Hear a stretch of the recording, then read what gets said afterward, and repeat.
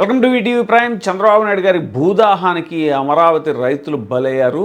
ఇప్పుడు తాజాగా నెల్లూరు జిల్లా రైతులు బలవుతున్నారు అని రాజకీయ విశ్లేషకులు అనుకుంటున్నారు. అమరావతిలో అవసరానికి మించి దాదాపు 1,00,000 ఎకరాల దాకా ఇప్పుడు భూసేకరణ అమరావతి రాజధాని కోసం చేస్తున్నారు. అందులో రెండో విడత చేసే టైంలో అయితే చాలామంది విమర్శించారు. ఎందుకు అన్ని వేల ఎకరాల భూమి ఎందుకు అని చెప్పి చాలామంది విమర్శించినటువంటి పరిస్థితి ఉంది.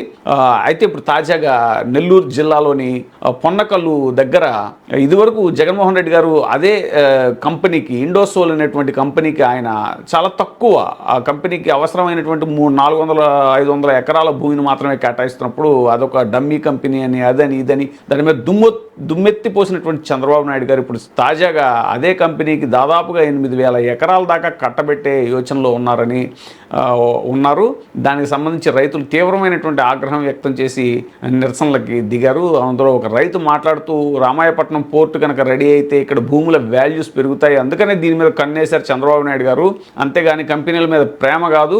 అయినా కంపెనీకి కావాల్సింది 400-500 ఎకరాలు అయితే 8,000 ఎకరాల భూసేకరణ చేయాల్సిన అవసరం ఏంటి అంటే ముందు పోర్టు వచ్చిన తర్వాత ఆ భూమి బంగారం అవుతుంది కాబట్టి అదంతా కూడా తమ కబంధ హస్తాల్లో ఉంచుకోవడానికి చంద్రబాబు నాయుడు చేస్తున్న పన్నాగం ఇది అని చెప్పేసి రైతులు వాపోతున్నారు.